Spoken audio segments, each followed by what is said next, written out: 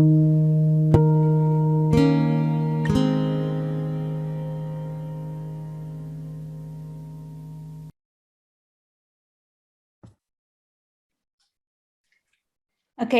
hi everyone. First of all, I'd like to welcome you on behalf of our group number 1, which includes Branimir, Maria, Rita, Shupei, Sinara, Merve, and myself. We will be talking about Smart Tooth Company, which produces a revolution system to automatically analyze carb intake while eating. Let's look at the Smart Tooth business model. From the resource perspective, the most important key partners are the manufacturers of AP. The other crucial value creation partners are diabetologists and dentists, insurance companies. We could indicate the following key resources. The most important resource for the Smart Tooth Company is the intellectual property. As a result of R&D activities, knowledge of diabetes and relevance between diabetes and patients' diets, clinical experimental resources and experiences, existing distributional channels, core competences, research ability in diabetes, education for doctors, dentists, and sales staff, and capability to reach for medical approval. And now I will give the floor to Maria. Thank you, Anita. I will talk about the market perspective. And for that, I will first describe the product's aspects that are beneficial for the patient and that cannot be offered by any competitor. These are, for example, such aspects as improved calculations for insulin injections, releasing patients from thinking of diabetes, reduced workload for blood tests, measuring amount and composition of food intake, detect eating habits and eaten carbohydrates, user-friendly smartphone app. Next, talking about the market position, we need to define to whom the product should be sold, hence the target group. And the target group in our case is diabetes patients and artificial pancreas suppliers and dentists. And finally, we need to determine how can the sustainable relationship with the customer be established and through which sales channels. And in our case, we're talking about exchange with physicians and social media interaction with patients as the customer relationship focus. And for the sales channels, it's about the direct sales via physicians and the app store for the Smart Tooth freemium application. And now I pass the floor further.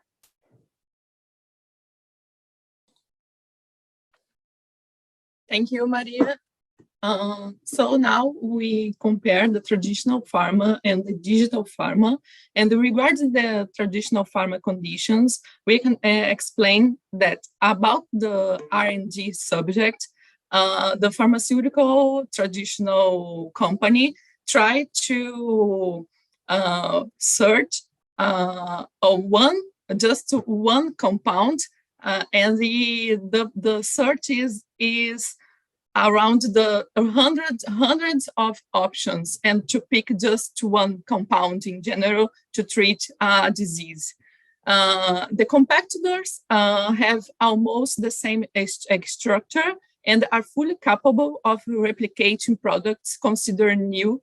And for example, the generic companies, they are ready to put in the market a generic medicine after the patent expires in just 1 second. And the typical product of a traditional pharma is a normal medicine, but there is a patent for protect a compound that is made in general, that's main protection. And there is sometimes the patent for composition, salts, and the forms of the medicine.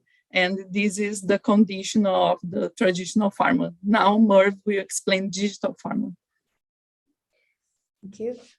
So when we look at the digital pharma in comparison to traditional pharma, we see that a lot of issues are now the subject of the R&D. These are things like sensing, controls, algorithms, simulations, methods of transmitting data, etc. So since the nature of the pharma is changing, the R&D subject is also changing.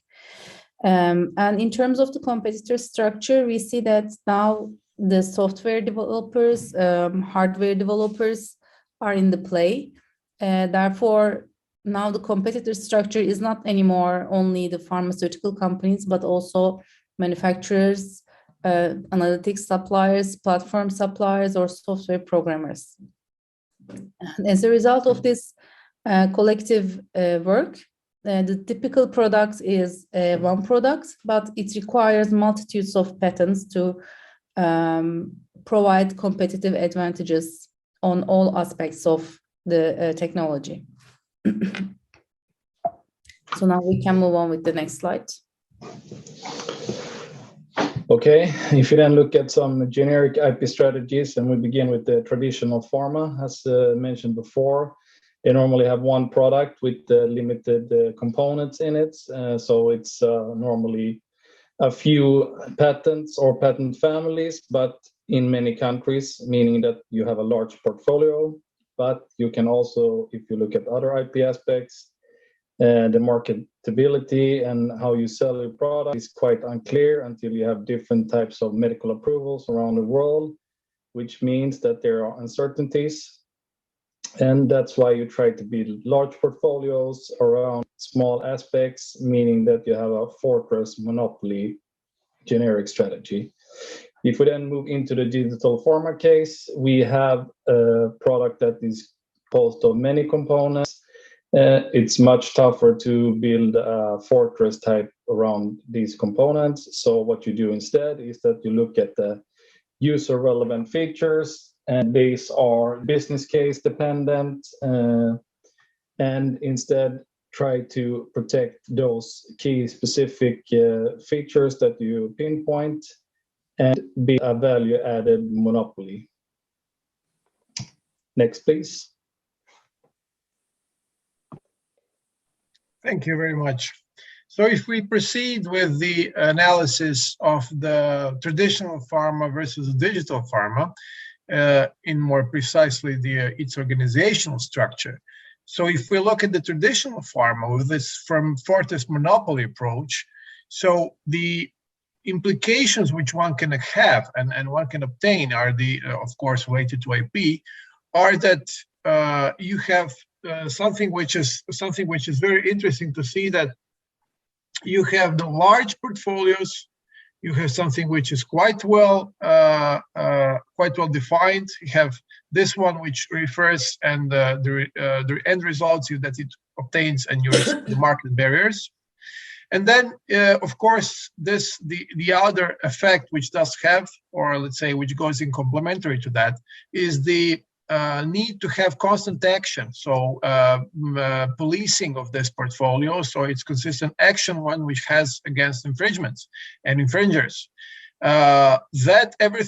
This approach comes to bring the benefits which are generated by these IP, and this has that it protects the returns on that innovation. Since the investment on this it's quite substantial, especially in that area in the industry of pharma, it then justifies this approach of having substantial amounts of investment in the protection. And this, of course, also results as a barrier, a significant barrier for new competitors, and this is also an end result which is quite desirable. And also, this is, on the other hand, it does provide barriers, and on from another aspect, it does protect one's technical inventions, in terms of that from the pharmaceutical aspect, and to avoid infringement of those.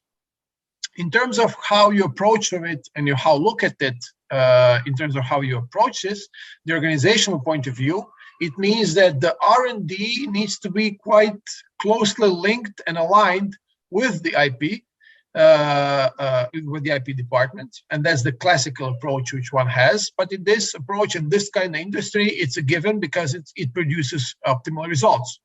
And then this one also has the result of which is that it's turned to the legal part. It's quite aligned to the legal part of this protection, And it's looked, and in organizational point of structure work, it's regarded from a protection center point of view. Moving on to the digital pharma aspect, in the other aspect. Okay. My teammates have shown how the digital pharma relates to a value-added monopoly, and this in turn leads to the IP management structure reorganizing itself into a differentiation center. Now, how these differentiation centers compare to protection centers is that they are, it's more strategically geared towards the protection of user-relevant features. And they use patents more strategically in order to obstruct competitors. And they are characterized by fast documentation and protection. Now, differentiation centers are cost-focused and focused on basically achieving the proper cost-benefit ratios. And they have to be aligned. So they optimize their portfolios to be aligned with the business strategy. And in order to achieve profits from the, well, targeted IP assets, in this case, the smart tooth. As a result, the organization is built up in such a way that the IP has to work very closely with product management and marketing, because this relies again on integrating user perceptible features into the product and relying on data to iteratively develop their product. And similarly to protection centers, this requires close working of the legal and administration departments with the IP departments. Next. And this is the last slide. And basically my colleagues in the previous slides were so efficient and effective that they gave a complete and very complex picture on the whole situation of digital pharma and the relevant case here. But what we see here is that we have a paradigm shift from the traditional empirical technologies to the complex digital technologies. And what we can see on this slide is that this has the relevance to the organizational structure. We have to imagine it like a complex whole again. So traditional pharma, of course, stays there. We have the protection centers. We have the IP management and the R&D as traditionally perceived. We have the concept of when in doubt file, because that still exists. However, with the paradigm change of the digital experiences, we create an ecosystem. We create a different attitude, which is more consumer and customer based, which is more not on treating the disease, but avoiding the disease or supporting a different lifestyle. And what we see here in the organizational structure, that because the concept is more complex and extended, we have to include more elements into the original structure. So we have marketing, we have product management, so we have more people on board who can actually create the IP design for the digital tooth. And thank you very much for your attention. And this was the presentation of Group 1.